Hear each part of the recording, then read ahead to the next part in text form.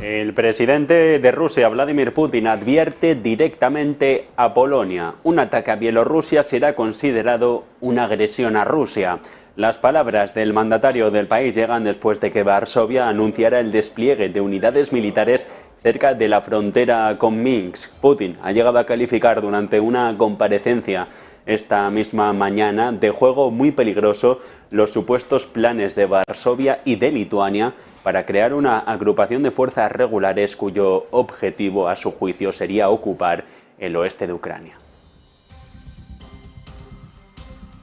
Rusia, que estaba ya preparando el terreno para la primera subida de los tipos de interés desde el paquete de emergencias adoptado tras la invasión de Ucrania hace ya casi 17 meses, hoy lo confirma por la fuerte depreciación de la moneda que obliga al Banco Central a mover ficha. Eleva la tasa de referencia al 8,5% desde el 7,5%, 100 puntos básicos, y mantiene abierta la perspectiva, el organismo que dirige Elvira Nabiulina, de un nuevo incremento de los tipos clave en las próximas reuniones, dicen, para estabilizar a la inflación cerca del 4% en 2024 y más adelante. A esta hora, con respecto del dólar, lo que estamos registrando es una revalorización del rublo.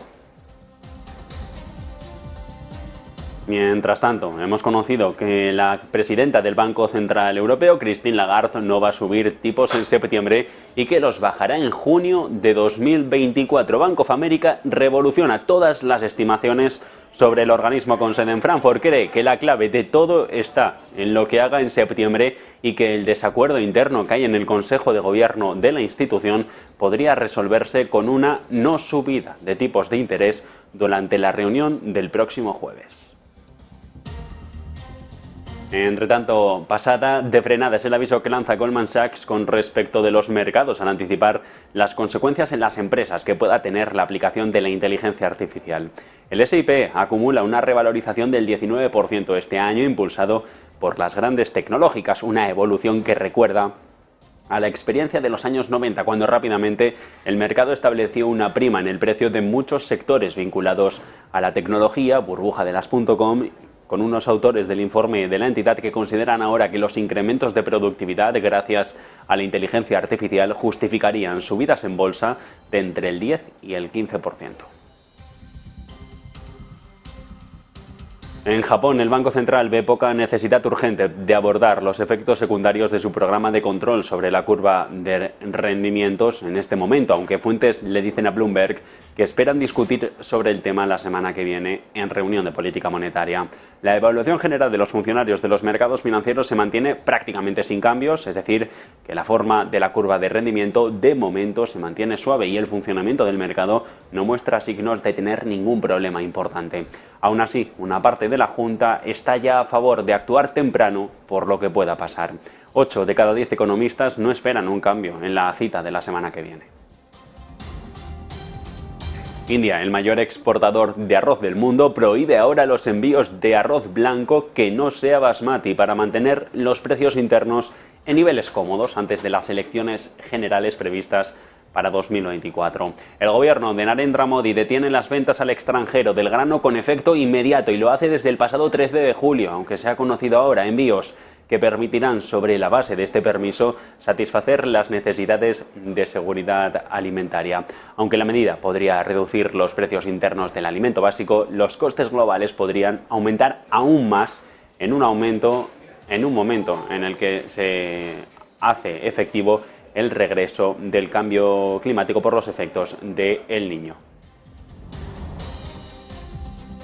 Mientras tanto, Alemania recibe la luz verde para apoyar la producción del llamado acero verde con 2.000 millones de euros. Datos de la Comisión Europea proporcionando un alivio al sector siderúrgico del país. Después de revisar si está en línea con las normas de ayuda estatales de la Unión Europea, la Comisión aprueba los planes de Berlín para inyectar 2.000 millones en una nueva planta de ThyssenKrupp, cuya inauguración está prevista para 2026, con los fondos del gobierno federal, pero también con los del estado de Renania del Norte-Westfalia. ThyssenKrupp a esta hora de la tarde dentro de los mercados financieros lo que está haciendo, y tras recibir esta noticia, es mantener el tipo. La acción se revaloriza en Frankfurt en el entorno del 2,19% con un hueco bajista de estos 2 puntos porcentuales. El Ejecutivo Europeo ya había permitido al Estado alemán apoyar inversiones privadas vinculadas a la transición verde con hasta 3.000 millones de euros. Y ojo a esto, nuevo matiz en el caso de los peajes después de que Bruselas confirmara ayer el compromiso del gobierno español de establecer peajes en las autovías en 2024. El presidente del gobierno, candidato de los socialistas a la reelección este 23 de julio, Pedro Sánchez, ha reconocido que el plan de recuperación, transformación y resiliencia enviado a la Comisión Europea en 2021 incluía esta medida, pero ha matizado que ante el cambio de circunstancias durante estos años, pandemia, guerra, entre medias, esta posibilidad se retiró de la adenda que se negocia ahora para poder recibir el siguiente paquete de los fondos. La explicación de Sánchez difiere de la expresada hace apenas unas horas, cuando afirmó que la imposición de los peajes en el 24 era un bulo vertido por la derecha parlamentaria. Coincide en todo caso con la corrección que la Comisión Europea ha hecho en las últimas horas al señalar que el plan aprobado sí que incluye este compromiso para adoptar una ley sobre movilidad sostenible y de introducir un mecanismo de pago por el uso de carreteras a partir de 2024 para hacer viable el sistema tarifario de nuestro país.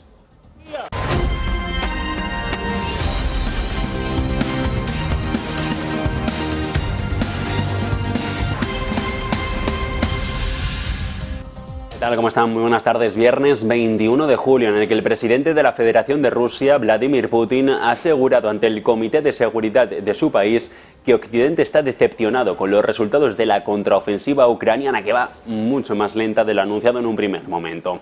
El presidente ruso ha hablado hoy en una reunión operativa del Consejo de Seguridad, asegurando que por el momento no está dando ningún resultado pese a los colosales recursos destinados, por ello incluido el apoyo occidental.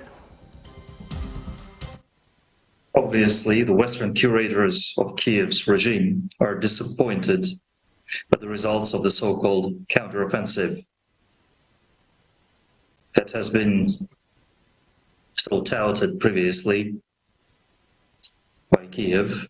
There have been no results so far, despite colossal resources pumped by Kiev regime into it, or the supplies of Western armaments, tanks, artillery, and armored vehicles, or 1,000 mercenaries and military consultants.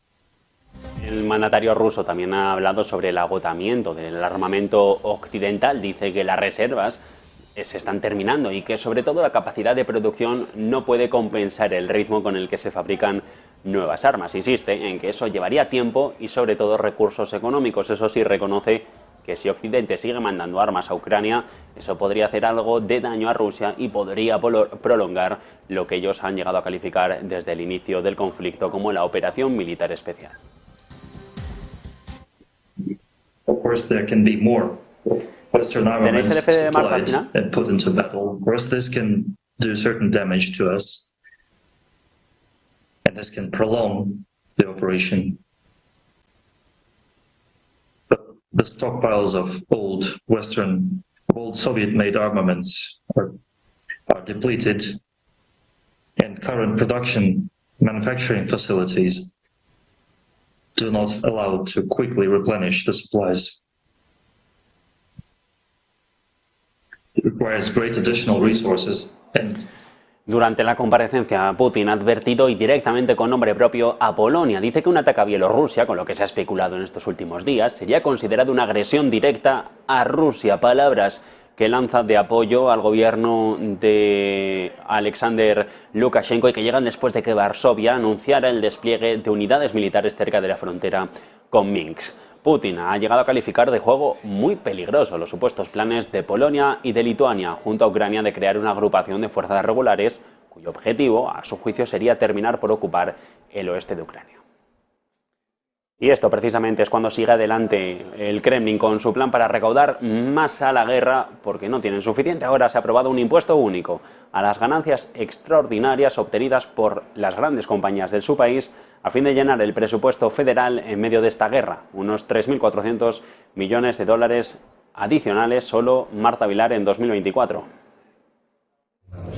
Si hay una gran incógnita en el entorno del Banco Central Europeo es qué va a hacer a partir de la semana que viene. Parece que está claro que va a subir los tipos en 25 puntos básicos, pero ¿qué va a hacer en septiembre? Son muchos los que creen que va a subir los tipos de interés, pero eso no es lo que creen, por ejemplo, desde Bank of America. Atención al análisis que están haciendo en torno al Banco Central Europeo. Dicen que no va a haber subida de tipos en septiembre y que además la primera bajada de los tipos de interés podría producirse en junio de 2024. Vamos a echar un vistazo a qué es lo que dicen respecto a esto desde Bank of America. Por una parte dicen, esperaríamos que la carga de la prueba para no subir tipos en septiembre recaiga en la necesidad de que mejoren las expectativas de la inflación. Dice también una versión más suave del tipo de orientación que vimos en marzo. Y dicen que su esperanza, o que su estimación más bien, es que no haya subida en septiembre, pero eso sí, recalcan que sigue siendo una decisión muy reñida, como refleja recientemente la comunicación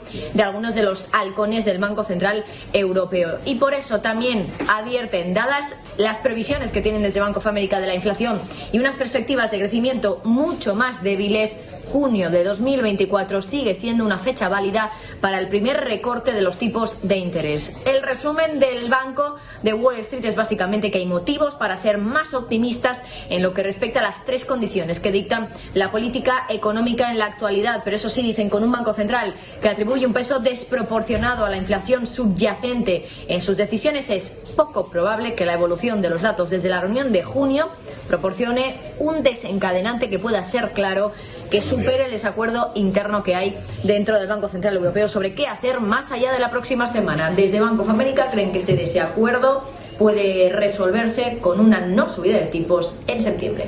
Bueno, el caso es que esta información que nos traía nuestra compañera Marta Vilar es sobre las perspectivas de subidas de tipos o no de Bank of America con respecto del Banco Central Europeo, que habla ya de una caída de los tipos a partir de junio de 2024. El caso es que, como recordamos, Rusia, el gobierno de Putin, ha confirmado la aprobación de un impuesto único a las grandes empresas por ganancias extraordinarias obtenidas durante estos últimos 17 meses de guerra para llenar parte del presupuesto federal que se gasta por Ucrania, en lo que podría llegar a recaudarse 3.400 millones de dólares adicionales solo en 2024. Y mientras tanto, la CIA, la inteligencia estadounidense, asegura, y volviendo al terreno geopolítico, que Ucrania podrá avanzar en su contraofensiva porque Rusia sufre algunas debilidades estructurales en las defensas que ha construido. Volvemos contigo, Marta. Estados Unidos, concretamente la CIA, asegura que Ucrania podría avanzar en su contraofensiva porque Rusia sufre, según la CIA, algunas debilidades estructurales significativas en las defensas que ha construido en Ucrania. Esas debilidades incluyen, según el director de la CIA, la moral baja, el liderazgo pobre y el desorden entre su liderazgo político y militar. Cree que va a ser una tarea difícil, esto lo dice el director de la CIA, pero insiste, vamos a hacer todo lo que podamos como agencia de inteligencia para brindar el apoyo e intercambio de inteligencia que va a ayudar a los ucranianos a progresar. Confianza, por lo tanto, desde la CIA, desde Estados Unidos, con que esa contraofensiva en Ucrania va a avanzar, va a tener éxito, entre otras cosas porque dicen que Rusia está sufriendo debilidades estructurales. Gracias, Marta. Rusia practica cómo destruir, entre tanto, barcos en una zona cerrada en la navegación en el Mar Negro. La flota rusa ha efectuado ejercicios para destruir con misiles barcos en el Mar Negro y aislar la zona noroccidental que Moscú ha cerrado a la navegación tras salirse del acuerdo del grano durante la medianoche entre el pasado lunes y martes y declarar como objetivo militar a cualquier barco que se dirija hacia puertos ucranianos. El Ministerio ruso de Defensa ha dicho en un comunicado que durante el ejercicio la tripulación del barco Ivanovets de la flota del Mar Negro disparó misiles de crucero directos antibuque contra el barco objetivo en la parte noroeste. Desde Rusia aseguran que los datos de telemetría y de monitoreo del vídeo de drones han confirmado el éxito de este ejercicio del combate, a lo que han denominado como una destrucción del objetivo con un resultado con ataques misiles. Y entre los ataques, Ucrania ha denunciado uno más sobre los almacenes de grano en Odesa. Aseguran que esta operación ha destruido 100 toneladas de guisantes y 220 toneladas de cebada, 20 toneladas de cebada, mientras que 2 personas han resultado heridas como consecuencia de la explosión. Un ataque que sucede días después de que Moscú decidiera romper el acuerdo de exportación y que ambos países anunciara que los buques respectivos que navegasen por el Mar Negro podrían ser considerados directamente objetivos militares. Así, el puente de Crimea reabre tras el cierre temporal, según medios estatales de Rusia. Ayer se cerró durante unos 20 minutos y se activó una alerta de ataque aéreo. Un ex asesor del jefe de Crimea ha instado al público a mantener la calma en la madrugada de este pasado viernes tras el cierre temporal.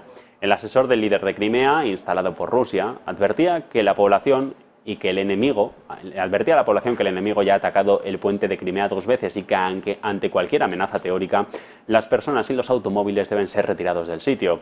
Eso sí, las autoridades instaladas por Rusia aún no han informado qué causó el cierre del puente y la activación de esa alarma de ataque aéreo.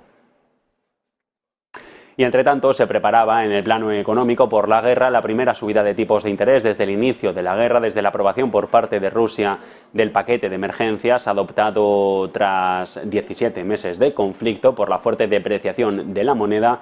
Y finalmente el Banco Central ha movido ficha. El departamento de Elvira Nabiolina, ante un rublo más débil, acelera el cronograma para el endurecimiento monetario tras meses de advertencias, mientras los tipos son más altos en respuesta a los mayores riesgos de inflación del fuerte gasto gubernamental, las sanciones o la escasez de mano de obra causada por el reclutamiento de ciudadanos a la guerra. El caso es que, mientras que los expertos esperaban un incremento de tipos de entre el 25 y 75 puntos básicos, Goldman de hecho hablaba de que se iban a mantener como estaban en el 7,5%, el Banco de Rusia ha dado la campanada y ha elevado los tipos hasta en 100, un punto porcentual, hasta el 8,5%, y mantiene abierta la perspectiva sobre esto a nuevos aumentos en sus tasas clave en las próximas reuniones para estabilizar a la inflación, cerca de un objetivo del 4%, el doble que en el resto del mundo en 2024 y más adelante. Y hasta ahora, si miramos a mercados, el rublo frente al dólar se está revalorizando. Sobre la política, renuncia el ministro de Cultura ucraniano después de varias desavenencias con el presidente Volodymyr Zelensky, aunque Marta Vilar, hay razones que están todavía por detrás. Renuncia el ministro de Cultura de Ucrania por una ola de malentendidos con Zelensky. Así lo ha explicado él mismo. Se refiere a malentendidos por lo que califica como la importancia de la cultura durante la guerra. Y es que Zelensky pidió ayer su cese, el de este ministro de Cultura, y también solicitó que se redistribuyeran los fondos de su cartera a los fondos del Ministerio de Defensa. Según el ya exministro, la cultura durante la guerra es importante porque es una guerra no solo por los territorios, sino también por las personas, y las personas, dice, son nuestra memoria, historia, lengua, creatividad, a pesar de la guerra, patrimonio y pasado por el bien futuro. En este caso, uno de los miembros del gobierno de Zelensky renuncia por esos malentendidos con el presidente ucraniano. Y mientras, precisamente Zelensky, el que cuenta con otro malentendido, y en este caso dentro de su cuerpo diplomático, destituye a su embajador en el Reino Unido, figura clave en las relaciones entre Kiev y Londres. Recordamos, un apoyo fundamental para Ucrania en la guerra, según el decreto al que hemos podido acceder por parte de la presidencia ucraniana. El decreto, el texto que no da razones de esta decisión, llega después de que el embajador se mostrara recientemente crítico con el presidente ucraniano, lamentando su sarcasmo dirigido al ministro de Defensa, Ben Wallace, que había pedido en la OTAN, lo dijo el otro día, gratitud por la ayuda militar aportada por los aliados de Kiev. Mientras tanto, Turquía dice ahora estar a favor de continuar con la implementación de los términos del acuerdo del grano en un formato cuatripartito, según fuentes diplomáticas que han podido acceder a la agencia Reuters, mientras que el primer ministro israelí Benjamin Netanyahu se va a reunir con el presidente turco Recep Tayyip Erdogan en una visita de Estado a Turquía a finales de este mes. Antaño, estrechos aliados regionales, con relaciones bilaterales tensas durante más de una década, han mostrado sus reticencias al inicio de estas conversaciones. Ankara expulsó de hecho al embajador de Israel tras el asalto en 2010 a un barco que encabezaba una flotilla con ayuda para Gaza, en el que murieron hasta 10 ciudadanos turcos. Y son 19 los minutos sobre las 2 en punto de la tarde, hora central europea. Antes de seguir con el repaso a la actualidad, paramos unos segundos para publicidad y seguimos.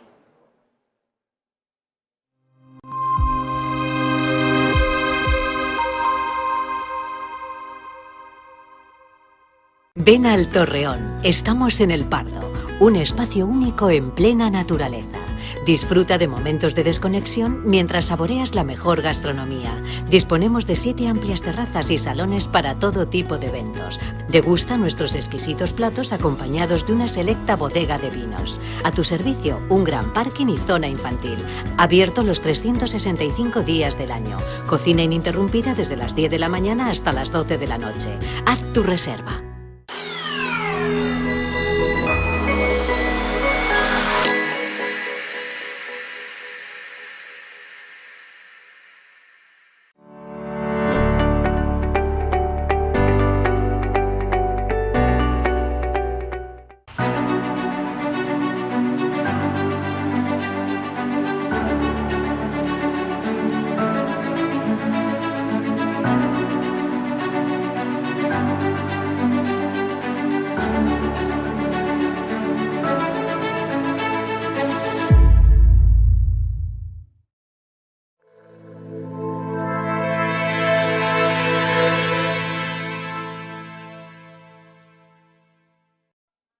Bueno, el caso es que como en el fútbol no es lo mismo perder 3-0 que 2-1. Se trata de una derrota en toda regla, pero el sabor de boca es diferente tras el partido.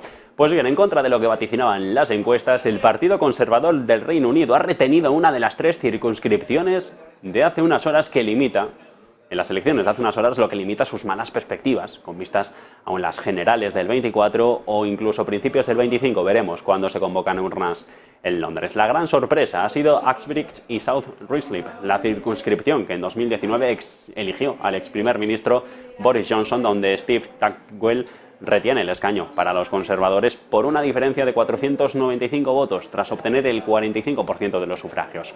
El descalabro más importante para los conservadores se ha dado en Somerton y en Frome, en el suroeste del país, con un retroceso de 30 puntos. Allí, la candidata liberal-demócrata Sarah Dyke, con un 55% de los apoyos y una diferencia de 11.000 votos, ha doblado el resultado de los conservadores, que se tienen que conformar con un 26% de los sufragios.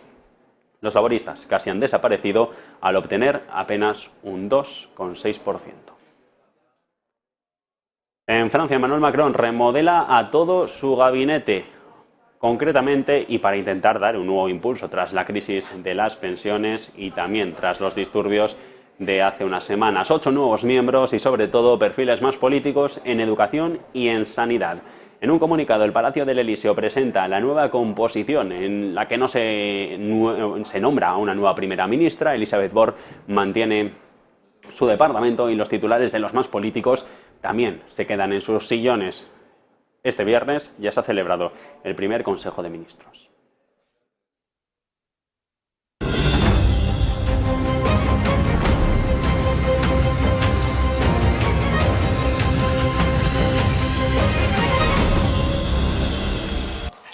Estados Unidos anuncia que por primera vez subastará áreas en su costa del Golfo de México en condiciones de arrendamiento-venta para el desarrollo de energía eólica con el potencial de generar 3,7 gigavatios de electricidad. El arrendamiento-venta de cerca de 850 kilómetros cuadrados de costa en el Golfo de México es parte del plan de la administración de Biden para desarrollar 30 gigavatios de energía eólica en granjas marinas para 2030 y de conseguir que para 2035 el sector eléctrico del país no genere emisiones de dióxido de carbono.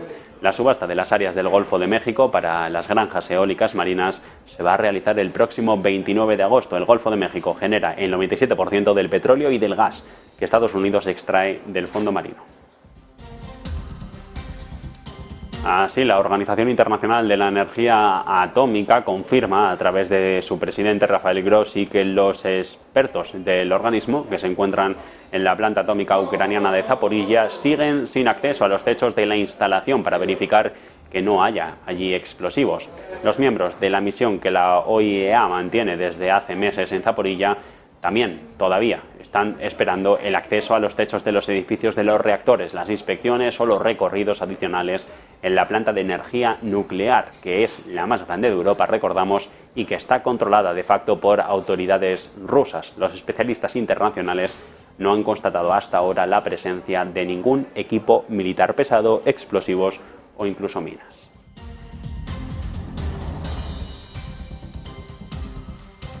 Bueno, pendientes de todo esto, pendientes de los mercados financieros, el impacto de la inflación en costes que ya está atacando a algunas de las compañías cotizadas de nuestro país. Línea Directa, la escisión de Bankinter, vuelve a provocar pérdidas para la compañía por culpa de la subida de los precios. Hoy ha presentado números trimestrales, más de 15 millones de pérdidas en el semestre, aunque los ingresos por primas de momento se mantienen al alza. Carlos Rodríguez, director financiero de Línea Directa Aseguradora. ¿Qué tal? Muy buenas tardes.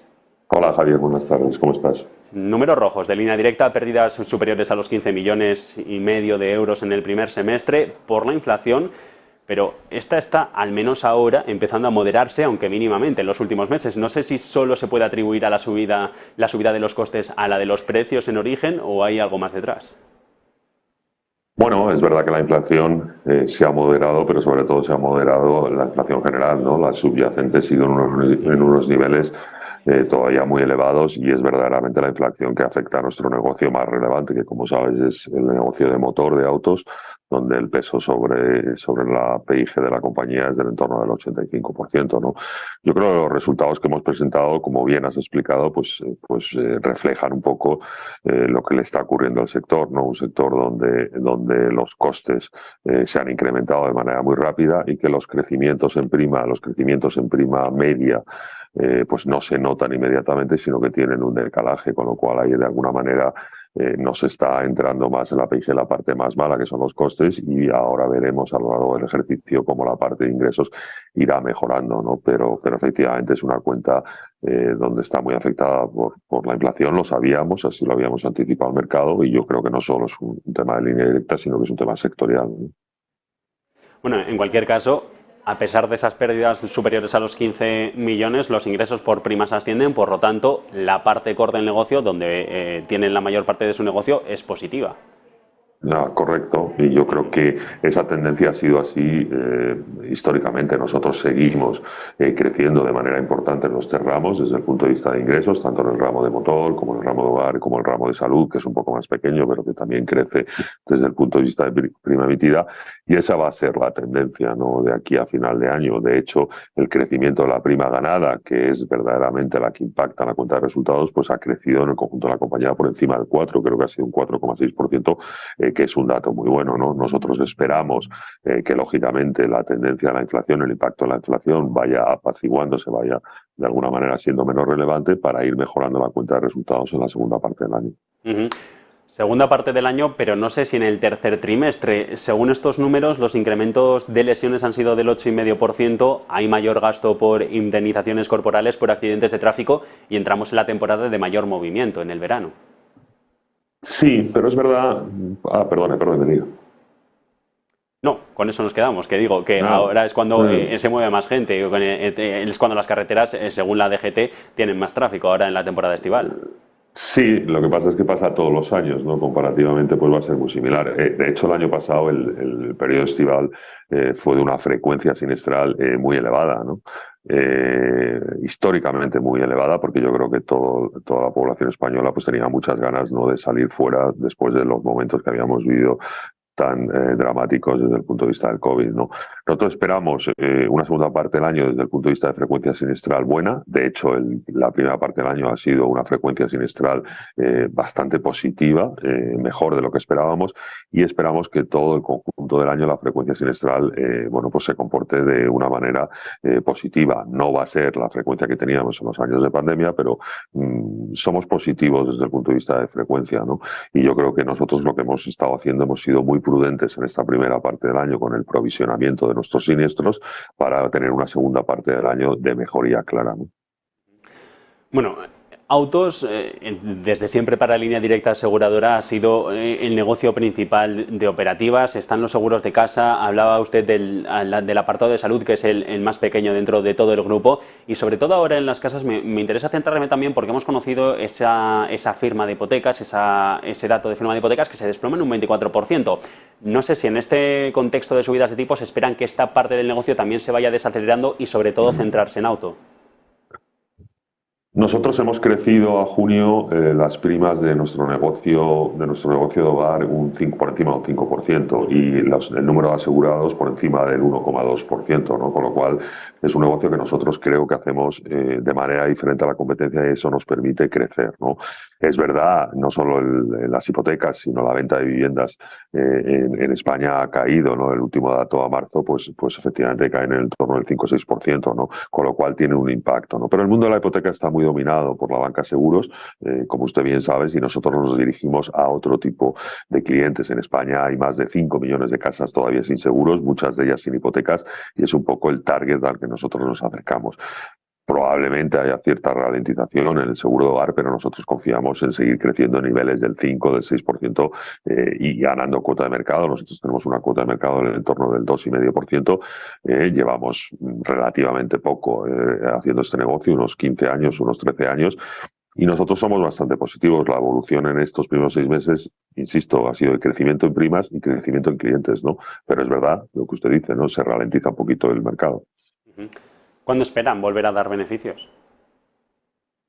Bueno, nosotros creo que estamos viviendo un momento coyuntural que yo creo que es lo más importante, ¿no? No es un problema estructural ni para línea directa ni creo que para el sector, con lo cual nosotros lo que estamos haciendo es nuestros deberes para volver a ser una compañía con el mejor ratio combinado que hay en el sector español de no vida y uno de los mejores del sector europeo, y en eso estamos, ¿no? Estamos ajustando las primas a los niveles de riesgos de los clientes, no mutualizamos los incrementos de prima, pero es verdad que individualmente vamos revisando, eso nos tiene que dar un crecimiento en ingresos y también entendemos que la parte coste sinestral se tenderá a aplanar. El ponerle una fecha es muy complicado a mitad de año, ¿no? Pero yo creo que estamos en el camino para volver a ser una compañía muy eficiente desde el punto de vista de siniestralidad y seguir siendo la compañía más eficiente desde el punto de vista de gastos, ¿no? Dicen que, decía su presidenta, Patricia Ayuela, su consejera delegada, que tiene que priorizar rentabilidad a crecimiento y daba cuenta hace unas horas en rueda de prensa que están tomando las decisiones necesarias. ¿Cuáles son? Bueno, pues un poco lo que estaba indicado, ¿no? Yo creo que el mensaje de nuestra consejera delegada es muy claro y muy acertado. Nosotros ahora mismo estamos intentando recuperar ese margen técnico que tenía la compañía de doble dígito, que ahora mismo no lo tiene porque estamos en un combinado, sobre todo en nuestro ramo más importante, que es el de motor, por encima del 100%. ¿Qué estamos haciendo? Bueno, pues revisando lógicamente el modelo de precios que tenemos con nuestros clientes, no de manera, como decía, general o mutualizar esa subida de precios, pero estamos revisando individualmente las primas de riesgos de cada uno de nuestros clientes. En algunos casos los subimos, en otros los mantenemos y en algunos casos incluso lo bajamos, ¿no? Eso nos tiene, lógicamente, que llevar a unos crecimientos en prima emitida, que es lo que nos va a llevar a los beneficios, ¿no? Tenemos que ser conscientes pues, que desde el punto de vista de costes la inflación tiene un impacto muy importante en nuestra cuenta de resultados y, lógicamente, lo que estamos haciendo es esa revisión, digamos, de nuestros niveles de precios con clientes, ¿no? Hablaba de que no se mutualiza las subidas de las primas, es decir, y si no entiendo mal, que no hay una subida de primas generalizada para todos los clientes de línea directa aseguradora, que van poco por poco y según el nivel de riesgo del cliente. ¿Quién es el que se está viendo más afectado y quién es el que menos o menos se va a ver afectado? Bueno, pues lógicamente las mayores subidas se están produciendo en aquellos clientes que tienen peor prima de riesgo. La prima de riesgo, como en cualquier negocio, es el riesgo que tiene un cliente de cara al seguro del coche, ¿no? Y lógicamente son donde más estamos subiendo las primas medias, ¿no? Y los menos afectados, lógicamente, son aquellos clientes pues que, lógicamente, desde el punto de vista de frecuencia siniestral o de siniestros o de coste siniestral, pues tienen un nivel muchísimo más bajo. Esto es como todo, ¿no? En la vida, en la pirámide de prima de riesgos, pues lógicamente los más afectados son aquellos clientes con peores riesgos, ¿no? ¿Descartan ERES o ERTES? Yo creo que nosotros somos una compañía que lo primero que hicimos cuando empezó la pandemia fue transmitir a toda la plantilla que nosotros somos una compañía donde lo que tenemos es mucho talento y lo que tenemos que retener ese talento, con lo cual yo lo descarto completamente. La compañía, insisto, los resultados que hemos dado estos 6 meses son unos resultados coyunturales, no son estructurales y por lo tanto cuando no se tiene un problema estructural no hay que tomar decisiones desde el punto de vista de personas. Los números de hoy, el mercado se los está tomando positivamente. La subida es superior al 2% para la línea directa aseguradora a esta hora de la tarde en la Bolsa de Madrid.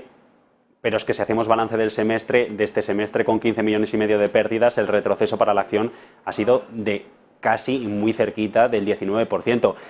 ¿Qué es lo que está descontando el mercado? ¿Qué es lo que no está valorando del negocio los inversores? ¿Qué es lo que les falla para no confiar en líneas directas o al menos en la compra de títulos? Yo creo que los inversores confían mucho en línea directa. Una cosa es la cotización y una segunda cosa o una segunda parte es cómo los múltiplos a los que cotizamos. Y si usted compara los múltiplos de línea directa con nuestros comparables en España, pues son muchísimo más elevados. Con lo cual yo creo que el mercado valora la línea directa no solo por sus fundamentales, sino por su modelo de negocio. Yo creo que eso es importante. Lógicamente, la situación del sector y sobre todo, yo creo que también el impacto del modelo de negocio que tenemos, muy similar a otros países como Reino Unido, donde han tenido muchísimos más problemas de los que ha habido en España, pues no ha tenido un impacto negativo. Yo creo que hoy lo que está valorando el mercado es que Línea Directa está haciendo los deberes que tiene que hacer, ¿no? Y en la presentación de resultados es lo que hemos intentado transmitir, ¿no? Entendemos que hay que tomar acción y es lo que estamos haciendo. Yo creo que el mercado de alguna manera ha validado pues que Línea Directa está en el camino de volver a ser una compañía muy rentable. Les recuerdo que nuestro ratio combinado histórico está en el torno del 92%. Y en ese camino estamos. Es un camino, lógicamente, no de corto plazo, sino más de medio plazo, ¿no? Bueno, la acción estuvo en máximos del 1,90, ahora cotizan 0,87. ¿Aspiran a volver a esos 2 euros título? No, hombre, como aspiración siempre aspiramos a que nuestra cotización de alguna manera sea mejor de la que estamos teniendo ahora. Nosotros lo que aspiramos verdaderamente es a que el mercado siga validando nuestro modelo de negocio, que las acciones que estamos tomando para recuperar la rentabilidad, que no le quepa a usted duda que lo vamos a hacer en el corto medio plazo, pues de alguna manera eso va a impulsar la cotización alta. Hasta dónde puede llegar, bueno, pues lo veremos. Lo que hay que seguir es haciendo las cosas como las venimos haciendo y el mercado volverá a validar el modelo de negocio de Línea Directa como lo hizo en la salida a bolsa, que salimos a 1,31 y en pocos días nos situamos en una valoración de 1.900 millones de euros, ¿no? Bueno, de momento con esto nos quedamos escudriñando el camino según los trimestrales. Como siempre, un placer, Carlos Rodríguez, director financiero de Línea Directa Aseguradora. Lo dicho, un placer cada vez que presentan resultados poder hablar con usted y analizarlos. Un saludo. Encantado, un saludo, gracias por... Mientras tanto, nosotros seguimos con el repaso informativo de la jornada cuando Aramco, la petrolera estatal saudí, ha anunciado la adquisición del 10% de una petroquímica china, Rongsheng, concretamente por 3.400 millones de dólares, un paso con el que la empresa saudí pretende ampliar su presencia en el país asiático. La adquisición sigue a la firma de acuerdos estratégicos definitivos anunciados por las dos empresas a finales del mes de marzo pasado, cuando recuerda la compañía en un comunicado emitido este viernes que se puntualiza esa representación del crecimiento continuo de la presencia del downstream de Aramco en China e incluye el suministro de 480.000 barriles diarios de crudo árabe al complejo químico y al refinamiento integrado más grande de China. En empresas, la francesa Engie y el gobierno belga han firmado un contrato estableciendo los términos y las condiciones para reiniciar 2 reactores de centrales nucleares en el invierno de 2025. Según avanza el diario Les Echos, los reactores, los más recientes de Bélgica, se espera que puedan operar en invierno hasta 2026, mientras que el trabajo de ampliación tardará más en llevarse a término. Por ahora, los documentos aprobados por la Junta de Engie consideran que existen elementos de bloqueo. También se dice que las mejoras necesarias para la seguridad nuclear deben completarse cuanto antes y concretamente sobre calendario antes de 2028. Mientras tanto, es noticia, lo comentábamos antes, la presidenta Christine Lagarde, que no va a subir los tipos de interés en septiembre y que los va a bajar en junio del 24. Es al menos la estimación con la que juega el partido Bank of America, revolucionando todas las estimaciones que había sobre el organismo con sede en Frankfurt. Cree que la clave de todo esto está en lo que suceda en septiembre, no en lo que suceda la semana que viene en julio, en lo que pase tras el verano y que el desacuerdo interno dentro del Consejo de Gobierno que hay en la institución podría resolverse con una subida de tipos de interés en la reunión de este mismo mes. Se descuentan por su parte 25 puntos básicos. En el conjunto del mercado, pasada de frenada es de lo que habla el aviso del que habla Goldman Sachs con respecto del conjunto de los mercados al anticipar las consecuencias en las empresas que pueda tener la aplicación de la inteligencia artificial. El S&P 500 acumula una revalorización del 19% este año, impulsado por las grandes empresas tecnológica. Es una evolución que, según la nota remitida por sus analistas, recuerda a la experiencia de los años 90, cuando rápidamente el mercado estableció una prima en el precio de muchos sectores vinculados a la tecnología.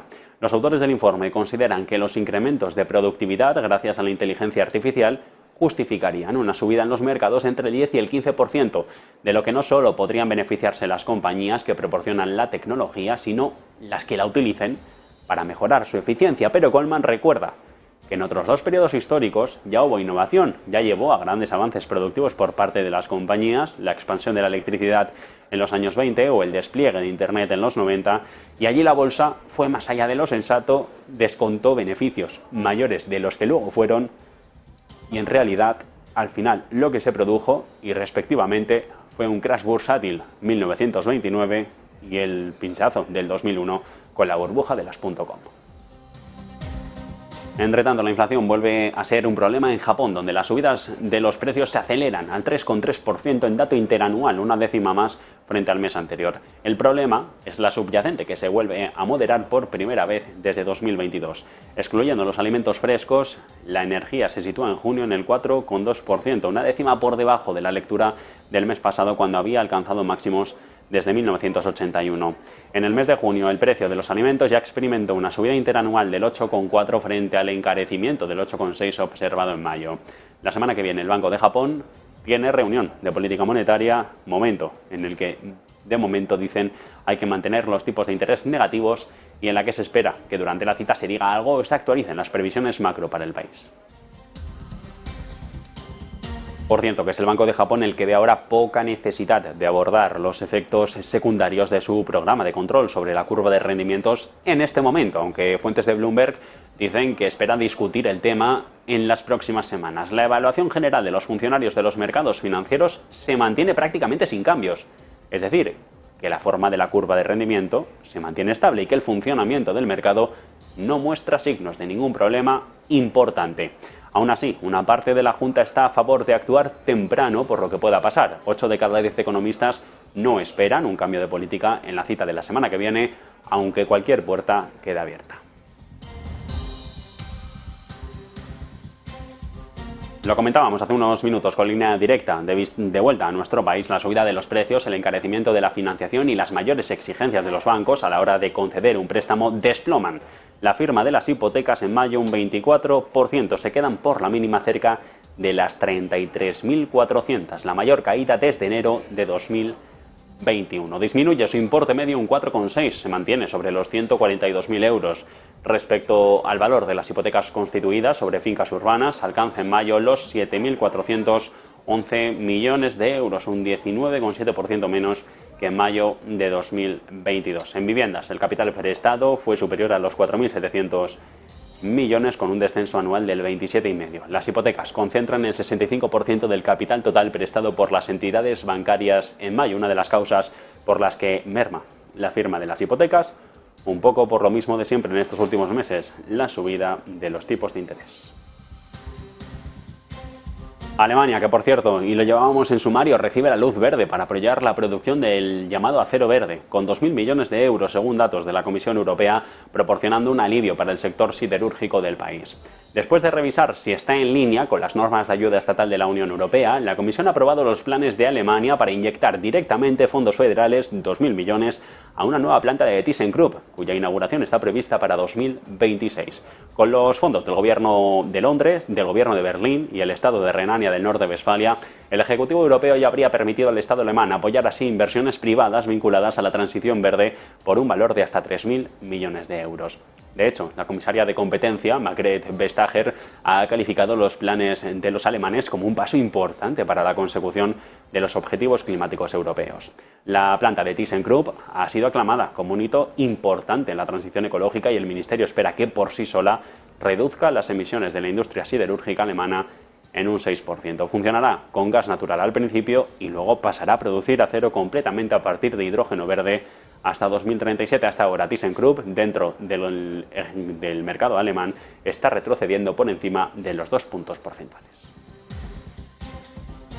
Y mientras tanto, en Reino Unido, la subida del 0,7% intermensual del volumen de ventas minoristas en aquel país en junio ha sido mejor de lo esperado, pero sigue el repunte intermensual de 0,1 en mayo. Gran parte del incremento se debe al clima inusualmente cálido en junio. De hecho, el mayor movimiento fue un aumento del 1,9% intermensual en los volúmenes de ventas de los grandes almacenes debido a la mayor afluencia de público y a las compras de artículos relacionados con el aire libre. Tras el dato, el canciller Jeremy Hunt considera que se empezarán a ver resultados si se atienen todos a su plan para reducir la inflación a la mitad. Ahora, más que nunca, son palabras de Hunt, necesitamos mantener la disciplina de nuestras finanzas públicas. El político habla ahora en un momento crucial para evitar, dice, un incremento del gasto prudente y un descalabro, sobre todo, en las finanzas públicas del Reino Unido. India, el mayor exportador de arroz del mundo, prohíbe los envíos del blanco que no sea basmati para mantener los precios internos en niveles cómodos antes de las elecciones generales previstas para principios del 24. El gobierno de Narendra Modi detiene las ventas al extranjero del grano con efecto inmediato desde el pasado 13 de julio, aunque se conoce ahora la noticia. Envíos que permitirán, sobre la base del permiso, satisfacer las necesidades de seguridad alimentaria. Aunque la medida podría reducir los precios internos del alimento básico, los costes globales podrían aumentar y aún más en un momento en el que el regreso del patrón climático El Niño toma forma a lo largo y ancho del planeta. El último fallo de la nación del sur de Asia, que ya ha impuesto restricciones a otras exportaciones como las de trigo y azúcar, afectaría alrededor del 25% del total de los envíos de arroz de la India. Los países asiáticos consumen, recordamos, 9 de cada 10 kilos del suministro mundial. Y son 45 los minutos sobre las 2 en punto de la tarde, hora central europea. Antes de ir al bloque electoral, publicidad y seguimos.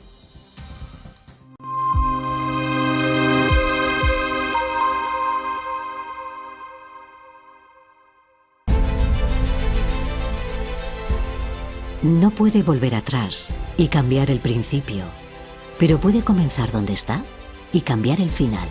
En Luna Sevilla queremos ser su asesor financiero de referencia para mejorar su presente y su futuro patrimonial, prestando nuestros servicios como agentes de Caser Asesores Financieros.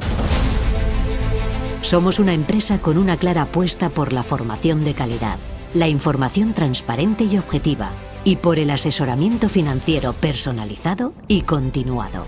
Visite nuestra web lunasevilla.es o llame al 91 762 3442.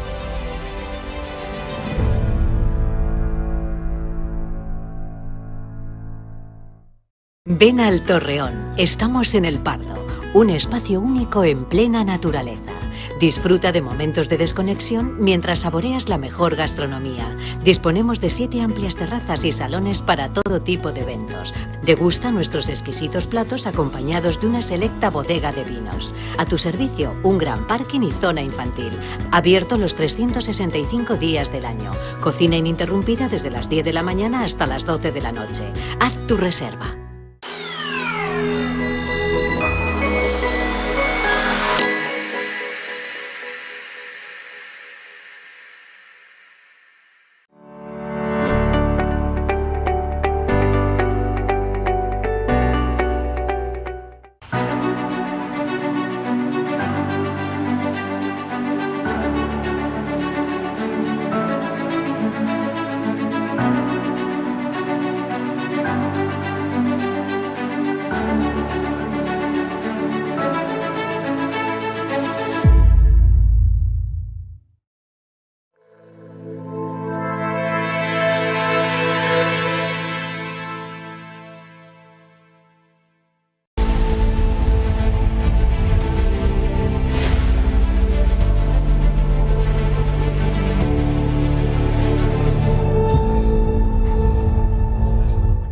Cuenta atrás, para el 23 de julio se abren las urnas, elecciones generales en España y nuevo matiz ahora en el caso de los peajes. Después de que Bruselas confirmara ayer al gobierno, el compromiso del gobierno español de establecer peajes en las autovías en el 24, el presidente y candidato del gobierno del Partido Socialista a la reelección, Pedro Sánchez, ha reconocido que el plan de recuperación, transformación y resiliencia enviado a la Comisión Europea en el 21 incluía, sí, esta medida, pero ha matizado que ante el cambio de circunstancias durante estos años, pandemia, guerra mediante, la posibilidad se retiró de la adenda que se negocia ahora para poder recibir el siguiente paquete de fondos europeos.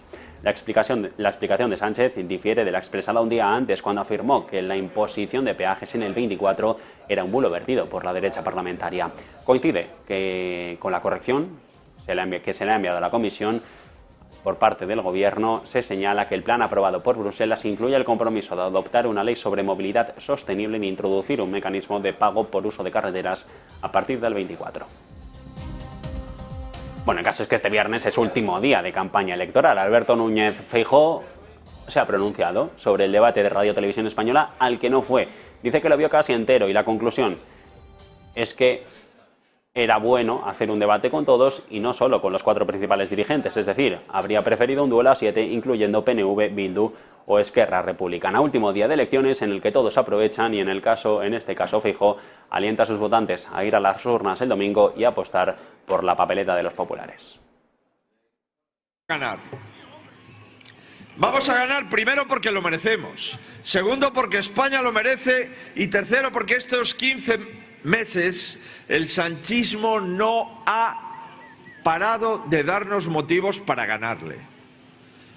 En este tiempo el sanchismo ha desprotegido al Estado, derogando la sedición. En este tiempo ha despenalizado la corrupción, es decir, meter la mano en la caja. Decía que en nuestro partido caben aquellos todos los que se quedaron en casa cuando nos fue mal, cuando cometimos errores, cuando se rompió el centro derecha. A todos los que os quedasteis aquí, en los momentos difíciles, os debemos mucho. Pero también en este partido caben muchos más españoles. Caben aquellos decepcionados con este gobierno y que creen que tienen que ir a votar el domingo. Bueno, el domingo todos alientan a ir a votar. El presidente del Gobierno, candidato de los socialistas a la reelección, Sánchez, se ha mostrado muy optimista y confiado de cara a sus opciones para revalidar en el Palacio de la Moncloa. En un acto en Lugo pronostica la victoria el domingo porque ve al Partido Popular desfondado y a los socialistas en la remontada. Porque va a ser una victoria del futuro frente al pasado, del avance frente al retroceso, de la verdad frente a la mentira.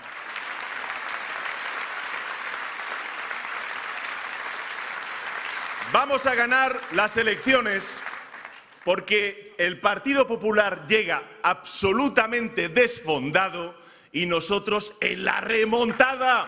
En democracia es muy importante el fondo, las políticas, la política, pero tan importante es el fondo como la forma.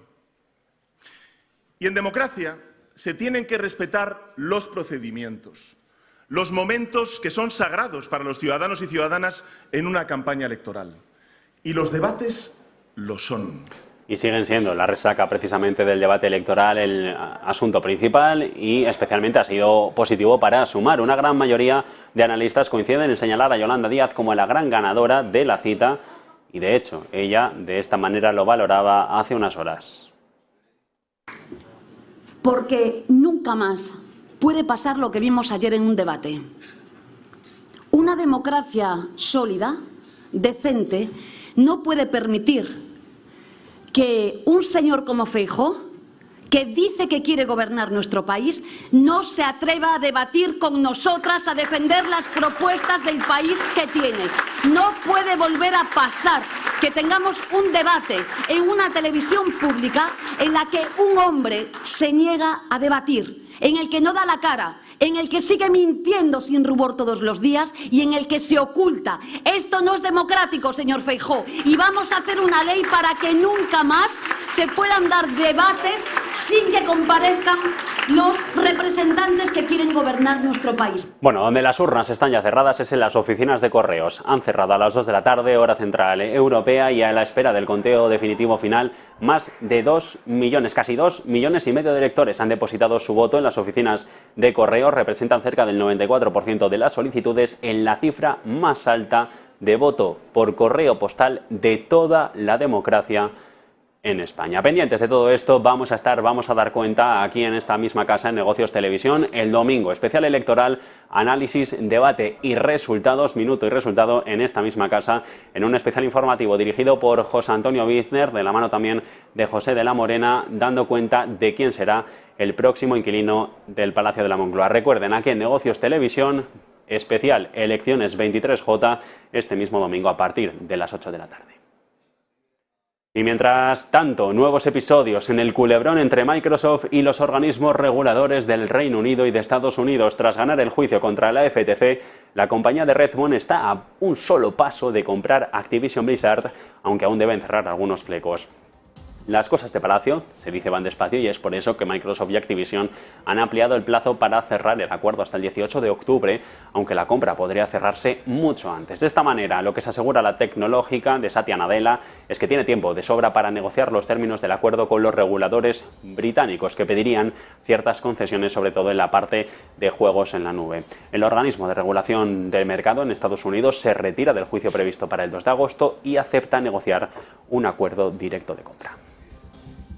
Todo esto cuando la nueva del IBEX Logista ha presentado resultados y los beneficios aumentan durante los 9 primeros meses del año casi un 36%. Pendientes de todo esto, vamos a seguir a lo largo de toda esta tarde aquí en Negocios Televisión. En unos minutos, a partir de las 3, Conexión Vilar y todo el equipo junto a Marta Vilar aquí en Negocios Televisión.